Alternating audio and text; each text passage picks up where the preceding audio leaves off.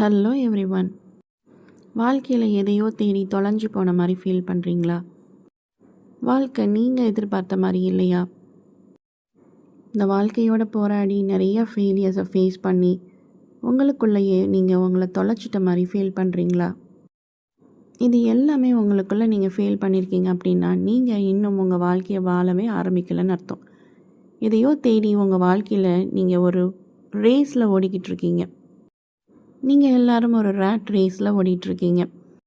சீஸை தேடி ஓடிட்டுருக்க எலிக்கூட்டம் மாதிரி நீங்கள் எல்லாரும் உங்களோட இலக்கை தேடி ஓடிட்டுருக்கீங்க. உங்களோட இலக்கையும் அடைஞ்சிட்டீங்க. அதுக்கப்புறமும் நீங்கள் ஓடுறதை நிறுத்தலை. இந்த ரேஸில் ஓடிட்டுருக்கனால உங்களுக்கு உங்களை சுற்றி இருக்க பல அழகான விஷயங்கள் கண்ணுக்கு தெரிகிறதே இல்லை. அதை கவனிக்க கூட உங்களுக்கு நேரம் இல்லாமல் நீங்கள் ஓடிட்டுருக்கீங்க. இந்த வாழ்க்கைங்கிற பந்தயத்தில் நீங்கள் ஓட ஆரம்பிச்சிட்டிங்க அப்படின்னா உங்களை சுற்றி இருக்க எவ்வளவோ அழகான விஷயங்கள் உங்கள் கண்ணுக்கு தெரிகிறதில்ல. அதை நீங்கள் பார்க்குறதுக்கு கூட மறந்து போயிடுறீங்க. உங்கள் ரேஸை விட்டுட்டு மொத்தமாக நீங்கள் வெளியில் வரணும்னு அவசியமும் இல்லை. வாழ்க்கைங்கிறது ஒரு இலக்கு இருந்தால் தான் நம்ம ஓடிக்கிட்டே இருப்போம். ஆனால் வாழ்க்கையில் கொஞ்சம் நின்று உங்கள் வாழ்க்கையும் வாழ பழகுங்க. உங்கள் சுற்றி இருக்கிற விஷயங்களை அனுபவிக்க ஆரம்பிங்க. வாழ்க்கையில் நீங்கள் ஓடி முடித்ததுக்கப்புறமா ஒரு ஸ்டேஜில் நம்மளை சுற்றி இருக்க விஷயங்களை நம்ம அனுபவிக்கவே இல்லை, நமக்காக நம்ம வாழவே இல்லைன்னு நீங்கள் யோசிக்க ஆரம்பிச்சிருவீங்க. காலங்கள் ஓட ஓட நம்ம நிறைய விஷயங்களை மிஸ் பண்ணிட்டோம், வாழவே இல்லைன்னு தோண ஆரம்பிக்கும். ஒரு மனுஷனுக்கு தனிமை, நோய்வாய்ப்படுறது, இல்லை முதுமை, இந்த மாதிரி ஃபேஸ்குள்ளே என்ட்ராகிறப்போ தான் லைஃப்பை நிறைய தொலைச்சிட்டோம்னு தோண ஆரம்பிக்கும். இந்த பூமியில் நம்ம வாழப்போகிற வாழ்நாட்கள் ரொம்ப கம்மின்னு யாருக்குமே புரியறதில்ல. இந்த லைஃப் ரொம்ப ஷார்ட். நம்ம வெறும் 36,000 நாட்கள் மட்டும்தான் இந்த பூமியில் வாழ வந்திருக்கோம். அதுவும் 100 வயது வரை வாழ்ந்தால் மட்டுமே அந்த 36,000 நாட்களை நம்ம தொடுறோம். எல்லாருக்குமே அந்த வாய்ப்பு கிடைக்கிறதில்ல. இதை எதையுமே புரிஞ்சிக்காமல் நம்ம வாழ்க்கையை நம்ம இஷ்டப்படி நம்ம மனம் போனபடி வாழ்ந்துட்டு நம்ம வாழ்க்கையில் நமக்கு கொடுத்த கிஃப்டடான இந்த டேஸை நம்ம ரொம்ப லைஃப் ஸ்பேனை நம்ம குறைச்சிக்கிறோம். அன்ஹெல்தி ஹேபிட்ஸ், அன்ஹெல்தி லைஃப் ஸ்டைல்னால். எல்லாருக்குமே இங்கே நம்ம ரொம்ப ஆரோக்கியமாகவும் நீண்ட நாட்கள் வாழணுங்கிற ஆசை இருக்குது. ஆனால் அதுக்கான முயற்சியை யாரும் எடுக்கிறதில்ல. உங்கள் வாழ்க்கையை உங்களுக்காக வாழ பழகுங்க.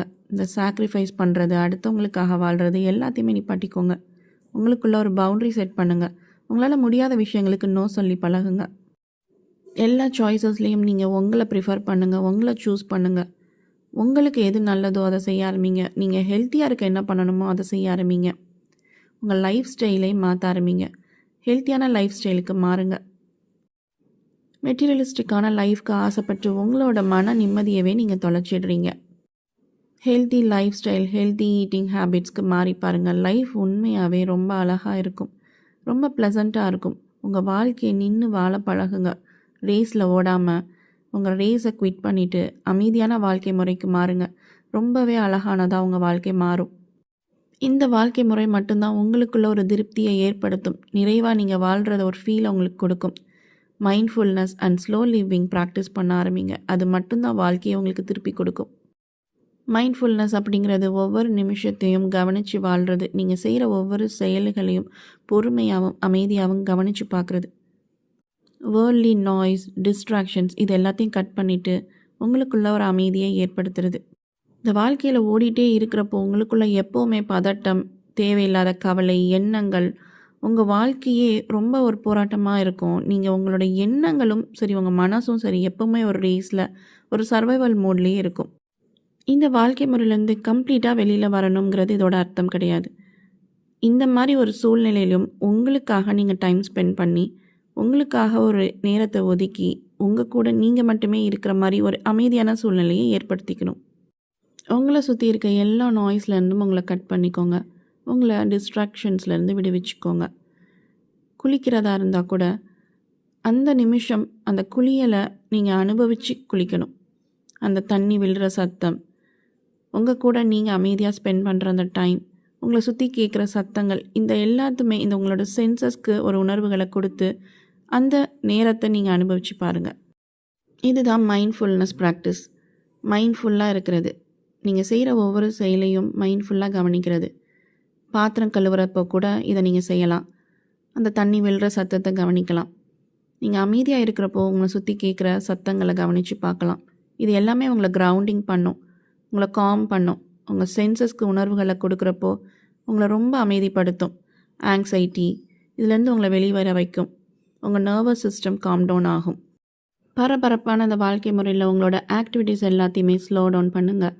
எல்லாத்தையுமே மெதுவாக செய்ய ஆரம்பிங்க. எல்லா நேரமும் இது ஒத்து வராது. பட் இதுக்குன்னு ஒரு நேரம் ஒதுக்கி நீங்கள் பண்ணுற வேலைகளை கொஞ்சம் மெதுவாக செஞ்சு பாருங்கள். அது உங்களோட நர்வஸ் சிஸ்டமை காம் பண்ணும். அமைதியாகவும் பொறுமையாகவும் சில வேலைகளை செஞ்சு பாருங்கள்.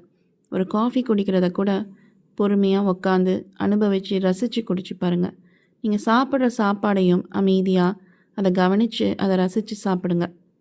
வீட்டு வேலைகள் உங்களுக்கு ரொம்ப ப்ரெஷராகவும் டென்ஷனாகவும் இருக்குன்னா ஒரு அமைதியான மியூசிக் போட்டு அந்த வேலைகளை பொறுமையாக்கி ரொம்ப ஸ்லோ டவுன் பண்ணி மெதுவாக செஞ்சு பாருங்கள்.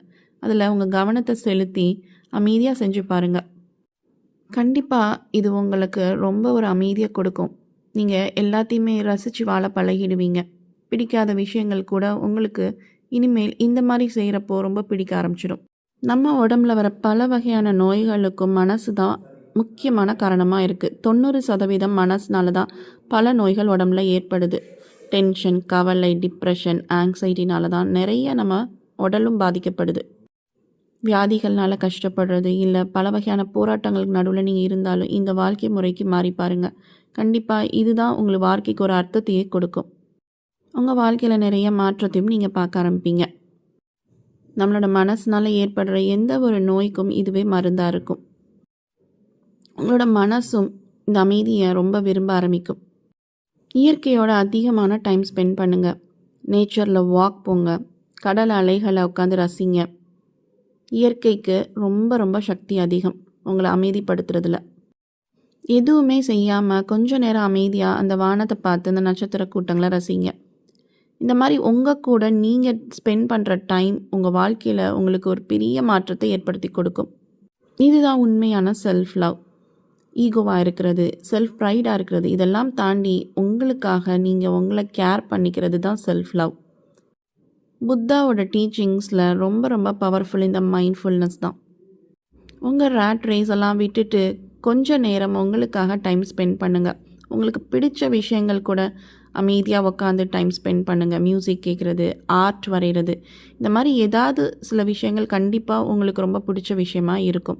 அந்த விஷயத்துக்காக கண்டிப்பாக நீங்கள் உங்கள் கூட உட்காந்து நீங்கள் நேரம் டைம் ஸ்பெண்ட் பண்ணணும்.